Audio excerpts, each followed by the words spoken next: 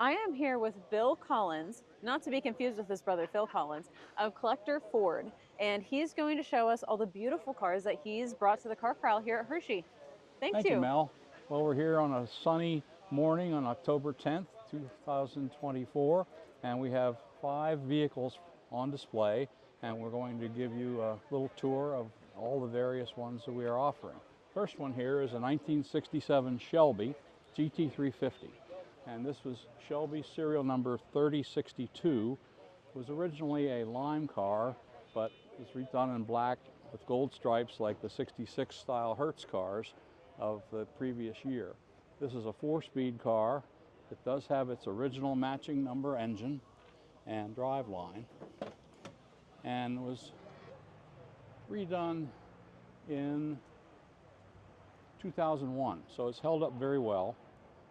Original interior, factory 10 spokes, including the spare, which has the factory 1967 dated Speedway 350 tire on it. We've been using this car for our back and forth transportation each morning, and it runs and drives very well. And I'm sure you're gaining a lot of attention. Oh yes, quite a bit. Driving in, you come around the curve here into the corral, and everybody stops and looks.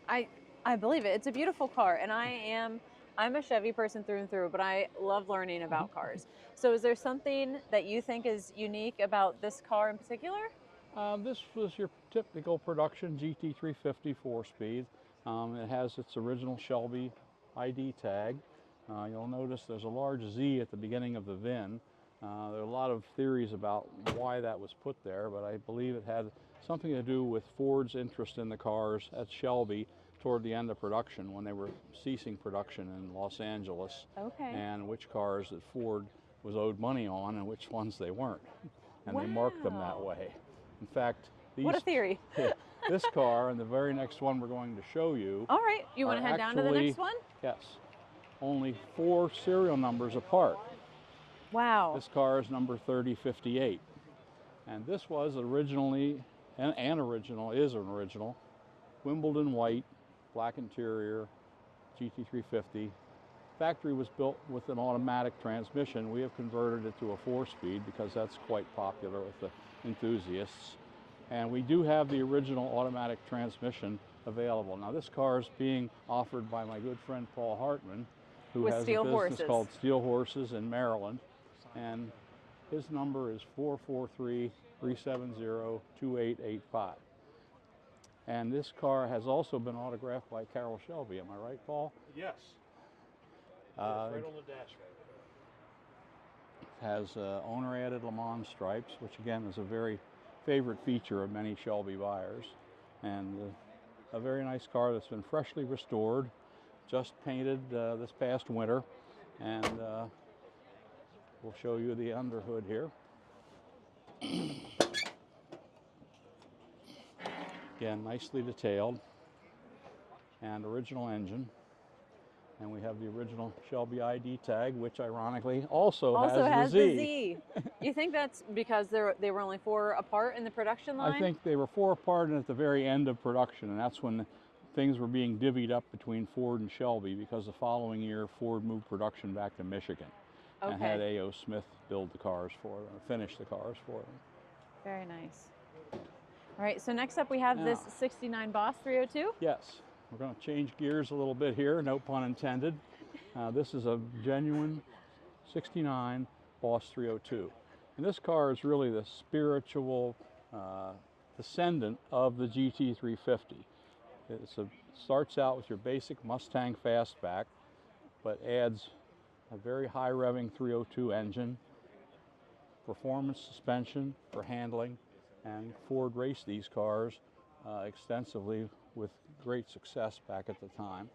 This particular car is factory Acapulco blue with the light deluxe interior, which is a very unusual color combination and very pretty, I might add. It is very pretty. And this car also has 17 factory options. 17. Do you know them all by heart? List. No, I don't. But they are listed on the Marty report, which we will have available for view on our website. I also have the factory build sheet, which is the line sheet that inform workers what equipment to put on a particular car as it Okay. came down the assembly line. So back to the factory options. How many factory options were there? Do you know? Not very many more, maybe 2 or 3 more beyond That's that. what I was thinking. One of the most more unusual options on this particular car is what we call a tilt flip away steering. And Ford Okay. had a tilt wheel option, but they also had a feature called flip away in conjunction with that option, where when you opened the door, the wheel flipped up and out of the way to let ease Very entry nice. and exit out of the car. So, Yes, more cars need that today. well, these days with locking steering columns and safety features, Ford actually had to do away with that option the very next year, Okay. because as we shall see in the next car we're going to look at, which is a 1970 Boss 302, it has the locking column, and that option was no longer available. So this one's also This- Wimbledon white. This is Wimbledon white as well. It's a factory Wimbledon white car with black deluxe interior, which is a nice combination. And this car we acquired from a family of the original owner last year. Wow. He had purchased it, and back in the day did some drag racing with it with a group of his friends.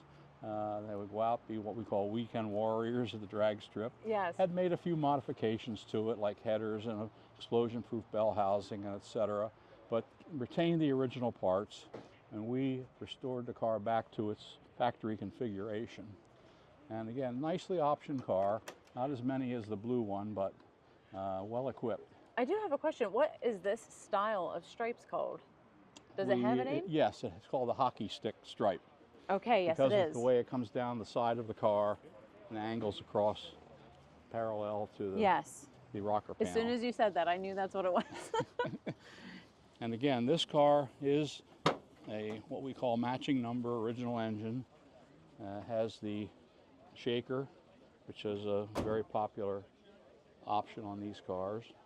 And the bottom of this car has been what we call dry ice blasted, which is a process that removes all undercoating and other material, and it's showing now to the factory red primer underneath. Wow. Very, very nice. And this car is, because it's so original, has not been restored in the usual sense of the word.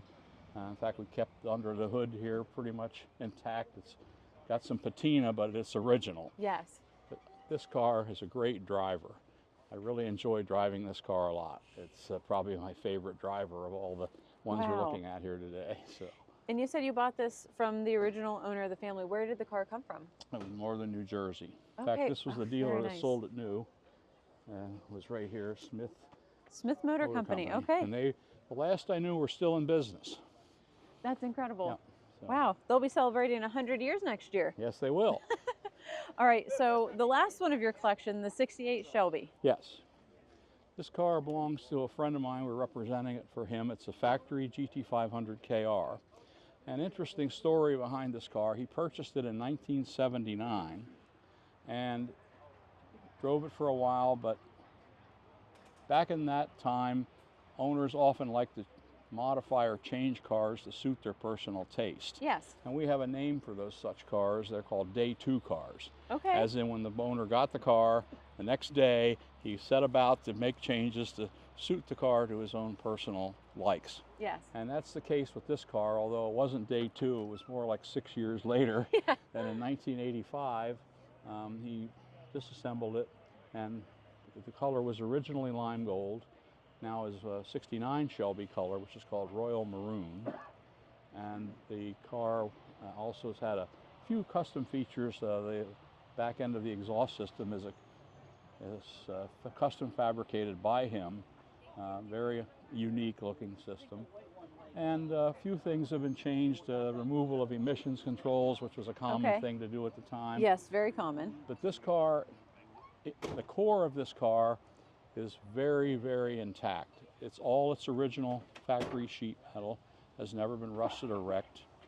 It has the original engine, matching number, original transmission, original rear differential, and just a really, really intact car under the day two skin. And now a quick question. It's a GT500 KR. What does the Yes. KR mean? King of the road. Okay.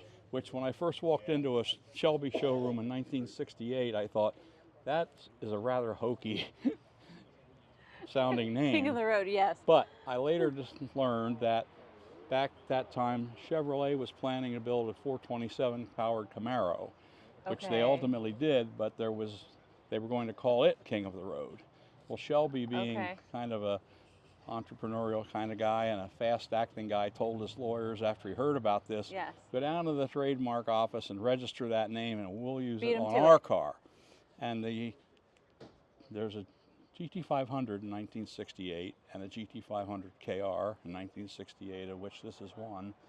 The beginning of the model year, the biggest engine Ford offered in the Mustang was a 390. Shelby did them one better by using the police interceptor engine out of the Galaxy police car, and that was the GT500. But halfway through the year, Ford introduced what we call the Cobra Jet 428, Okay. which was an enhanced version of the 428 engine. So Shelby switched over to using that, and that's why the KR was added to differentiate between the two Yes. cars. Wow, thank you so much for all of that. That was wonderful, and I feel like I've just been educated so much. Thank you so much, You're Bill. welcome, Mel, and thank you very much. And I invite anyone to contact us. My telephone number is 717-939-6000, and our website is bcfords.com, as in BillCollinsFords.com. And thank you very Wonderful. much. Thank you, Bill. Right.